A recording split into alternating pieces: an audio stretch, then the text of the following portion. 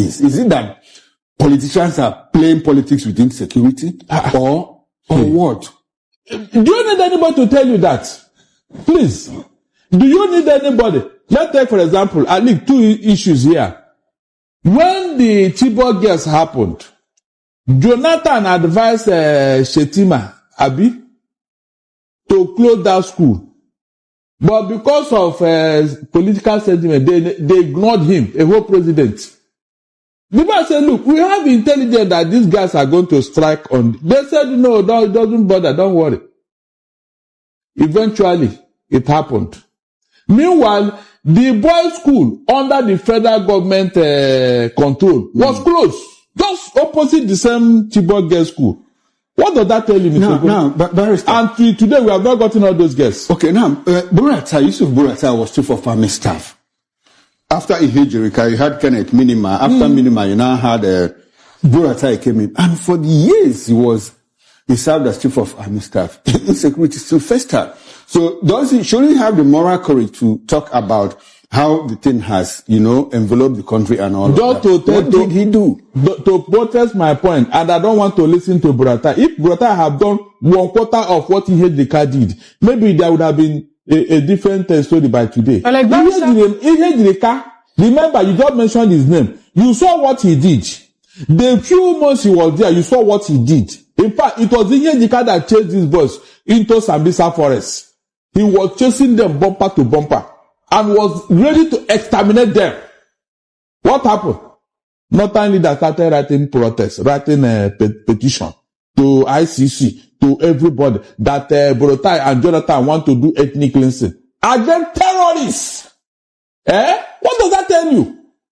This guy meant well. He wanted to finish this matter once and for all. Then politics now enter. No. Why have we not been able to tackle insecurity, especially bandits' violence, terrorism? Why has it been elusive? There's no political will. There's no political will. Mm-hmm. It's the leadership of the North, and this is where we need to hold some people responsible. The leaders of the region and the people who have considered themselves into this dangerous set of killers are either not serious about this matter or outrightly complicit. And let me say this. Whenever I hear this nonsense called non-kinetic approach to security, it riles me up. Because there is no such thing in the textbook of national security where you have an insurgency and insurrection. Non-kinetic approach to insecurity simply means elements of good governance, trying to convince citizens to be more law-abiding and loyal to the country, using all sundry subterranean means, which includes entertainment, for instance, which includes art and culture, simple, which includes information dissemination. But when you have an insurgency at hand, people have raised arms to kill fellow citizens and to hold the state to ransom. You don't talk about non-kinetic approach. You deploy the full might of the state to defeat internal or external enemies, or let me put it rightly, domestic or foreign enemies, as enshrined in the Constitution. So when northern governors begin to play with this idea of non-kinetic approach to security and are routinely offering amnesty, negotiations, discussions with bandits, what they are doing constitutes a violation of the Constitution. It is illegal, it is unreasonable, and for me, in case they do not know, they have become accomplices to the crime of banditry. Because the Constitution does not give any governor the power to organize peace meeting with killers of men and destroyers of properties. It does nowhere in the Constitution where there's a provision to say, okay, if people have killed 100 people, the governor of the state can call meeting and appease them. It's not in the Constitution. What is in the Constitution is that if you raise arms to kill one person, you go in for it according to the law. There's no amnesty in our Constitution. There's no negotiation of bandits in our Constitution. So what the governors have been in the North and some other leaders that are advancing this negotiation and amnesty, whatever, what they are doing is that they are committing a crime by being accomplices to banditry. Any governor that this, as I've seen in recent times, The DSS is supposed to pencil down such a governor for prosecution after office once they lose their immunity. It's a crime. We must not condone this anymore. Because the result has been that it has emboldened these bandits to restock their armament, their cache of armament, embolden them, and they are spread across the country. As we are giving them amnesty in Katsina, in Sokoto, and other places in the northwest, they are moving south towards north central states like Kogi, Kwara, and they are moving southwards towards the Atlantic, and wreaking the same havoc they have been wreaking across the country. Because you cannot rehabilitate a criminal, a bandit whose sole motive is money. He has tasted blood money. There is nothing you can do about it anymore until you kill him and neutralize him. Unfortunately, we have to play politics with this matter. And so the matter keeps festering. And that will not be able to defeat them. We have given solutions to this problem. If you look at banditry, for instance, it's a culturally motivated crime with the end goal of making money. Simple. They have no basis for doing what they are doing. Now, I hear people often cite the example of Niger Delta militancy and the amnesty that was offered to them. And I said, look, these were two different scenarios. The Niger Delta is the region that produces crude oil that sustains the entire country. It's been sustaining us since the early 70s exclusively, more than 50 years. But unfortunately, the Nigerian state itself had not been just, fair, and equitable to the region that produces the black gold. It was eminent. It was everywhere we saw it. Environmental degradation, poverty, and all forms of economic injustice were meted out to the people of the Niger Delta region. It resulted into militancy, to protest. And guess what? How was the militancy? They were targeting government assets, pipelines, to draw attention to the problems in the region. Is that not so? They didn't go about kidnapping people across the country to protest this matter. But even when the government wanted to offer amnesty, in acknowledgement of the failure of the Nigerian state, what did the government do first? The government militarized the Niger Delta. People forget this. Every local government in the Niger Delta oil producing states had one special task force, a military formation of the proportion of a battalion led by a lieutenant colonel. It was militarized. The government deployed brute force to restore security. Look, Tompolo you are seeing today was smoked out. That's right. Of his campaign tunnel. While the Baramatu kingdom was bombarded aerially by the Nigerian Air Force. The palace of the Baramatu, the parent of Baramatu, the parent of Baramatu kingdom was raised down by the Nigerian Air Force. It was under this pressure that the elite of the Nigerian said, okay, if this one agreed to lay down arms, and government agrees to carry some level of restitution for the region, would there be peace? Both parties agreed. And there was a timeline. If you surrender between now and then, okay, we understand that this one within the context. Amnesty was not given to kidnappers in Niger Delta. Amnesty was not given to armed robbers in Niger Delta. No, it was militants under the guise of men or Niger Delta Volunteer Force, organized resistance. And again, we offended Niger Delta, a region that feeds all of us. What did I do to the cattle breeder, to the herdsman, to the Fulani herdsman? To warrant him to constitute himself into a bandit across the country. What did the Nigerian state do to the Fulani bandits? I want to know. What did we do to them? What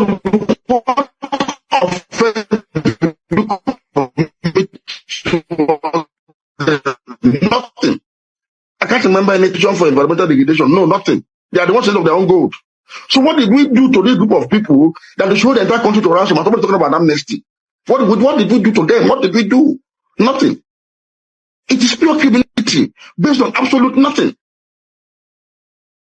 And rather than deal with it as criminality, we are playing politics. And the region that is most affected has its leadership playing to the gallery, playing the ostrich, and not coming out forcefully to support the federal government to deploy full force to solve this problem. They keep giving one excuse or the other. You've heard Gumi now, as someone has come to tell us all sorts of stories that they lack schools, that they don't have potable water, and so on and so forth. Mr. Sheriff, do you have potable water in your house? I don't have. I don't have. Do your children attend quality, affordable public healthcare institutions, or providing healthcare or educational institutions, what is it that government really does for anybody in Nigeria citizens?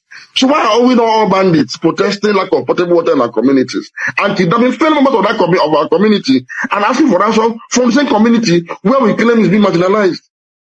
It's pure madness that cannot be rationalized under any guise. But unfortunately, I think the president of Nigeria and other politicians from the south are wary of the largest voting demography in Nigeria, which is home to the bandits, and they don't want to offend sensibility. And I'm like, what sensibility are you not going to offend when people are being killed almost on a daily basis? Time without number, these negotiations have collapsed. This amnesty offer has collapsed. Because each time you do that, you embolden them. And let me tell you the danger in this, or in all of this.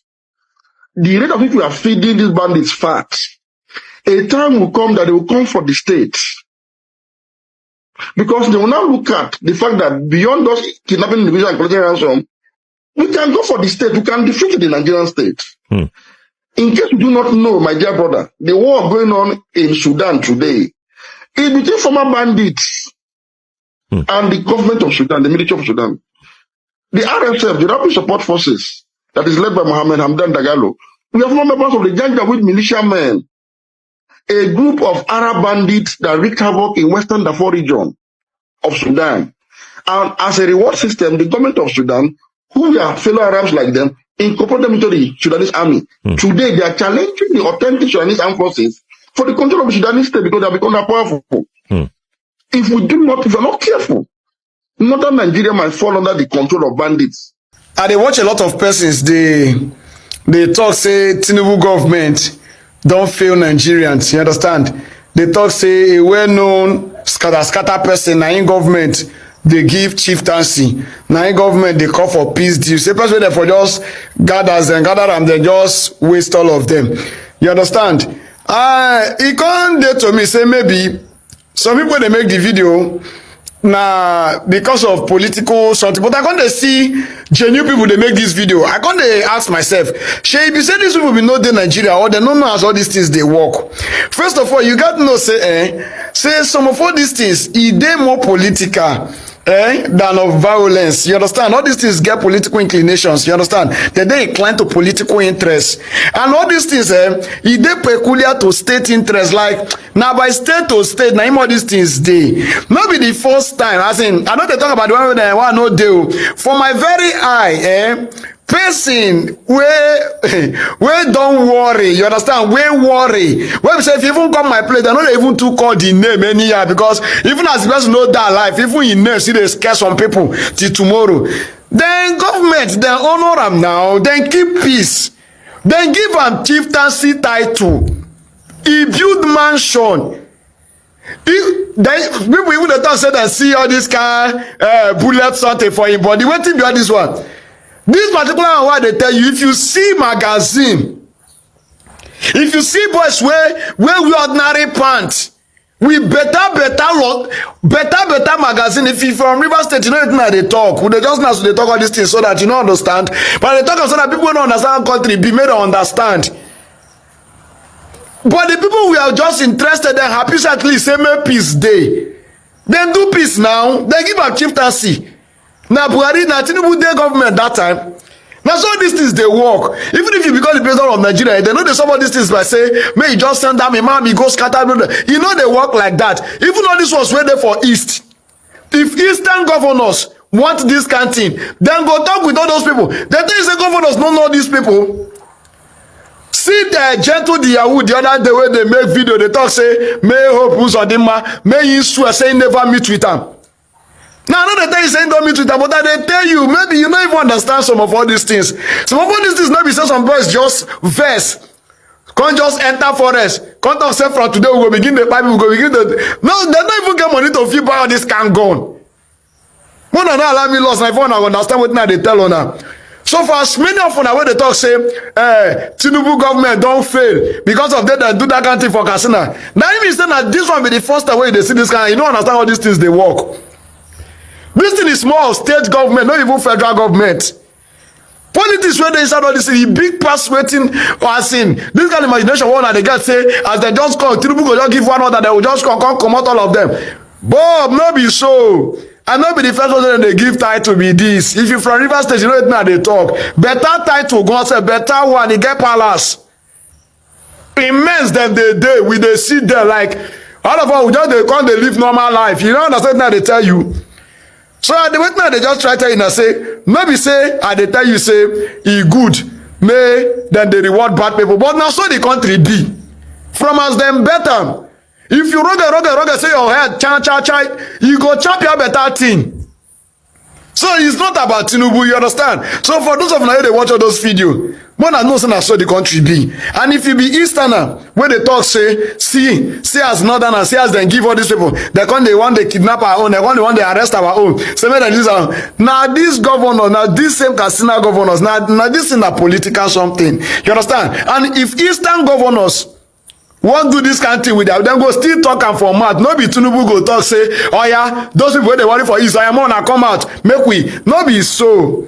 Na still this Eastern politics, abeg you. Na if you married man wey go tell you, not people no fit tell you. But make una take am easy, so that we no go dey always dey see the negative part of government, even when they wan do something wey dey positive. If peace dey for Katsina town, we go just say thank God say peace don dey. Na im be the most important thing for me o, because no be today e start. Security challenges is giving us a lot of concern. Recently, a Chinese man in Okula, working with the Okula cement factory, was kidnapped, and 8 civil defense officers were killed in the process, the kidnapping operation. And also, the newly inaugurated and commissioned Edo line, the new Edo line, one of the buses was hijacked and the victims were kidnapped. The passengers in that vehicle were all kidnapped. And information reaching me, unverifiable information, that the kidnappers collected ransom even inside Benin City, somewhere around King Square. It is really it's really disturbing. It is disturbing, and it calls for a lot of concerns.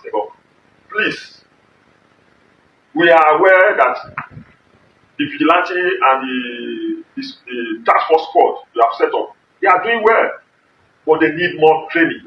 They need training. They need digital equipment. We cannot continue to be doing analog. Imagine at this time in 2025, they are combing the bush. They are combing bushes. You think the kidnappers will wait for you to come and arrest them? They will not. Please, Mr. Governor, we are aware that technology is what we need at this point. Drones. If we can get just one drone in Edo State to comb our forests and our bushes, you will see that those people behind this kidnapping in Edo State will be caught with ease. And the vigilante will be well trained. They are on the front line. They need to be equipped. They need to have digital equipment. There is a proposal on top of your table, Mr. Governor. We are aware of it. Please, Mr. Governor, approve this proposal and follow it up to the latter, so that our state will be safe again. You are doing other things, but we know security matters, the security of lives and property. That is your primary assignment, sir. Our people need to be safe. Their property need to be safe. Investors cannot come like this.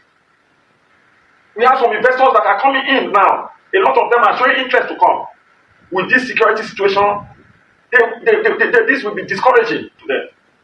Please, Mr. Governor, I beg you, in the name of God and our ancestors, kindly follow up with the new digital technology of combating crime. We cannot allow our people to continue to suffer like this. When somebody told me unverifiably, I've not verified, that those people that are the victims of the kidnap paid ransom right in the King Square. It is so disturbing, Mr. Governor. Welcome back. I know not everything, everybody don't talk right from the first person down to the last person here on signing the insecurity. Although we've been saying this is not the first time, and this is not the second time, and this is not the third time. We normally come out to let you guys know about people behind all this and people sponsoring all this. There is a say that if our people are not behind something, the thing will not last long. That is what we are experiencing, and that is what we will keep experience until we make it stop. If you carefully understand what all these guys who you have seen here have said, you will know that many persons and many people are politicizing all behind all this to make sure they gain their own thing basically they want. Because I've never seen anything that will make somebody to come out to talk say he knows where bandits are, he knows where them beats. I mean the Katsina State governor, he came out the other time and spoke about all these things that he knows where they are, but if he wants to pick about it, some people will come after him.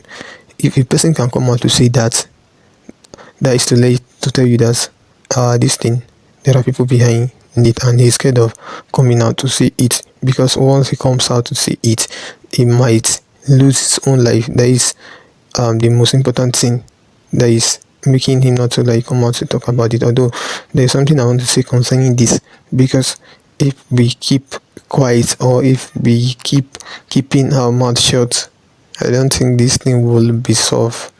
There's no way it will be solved except we come out in numbers to like talk to the government via protest for them to like do the needful thing. If not, I don't think it will stop. That's just it. And for you that just hearing all this, if you have anything to say, just drop it below. And if you say if this is your own first time, kindly share, subscribe. Thank you.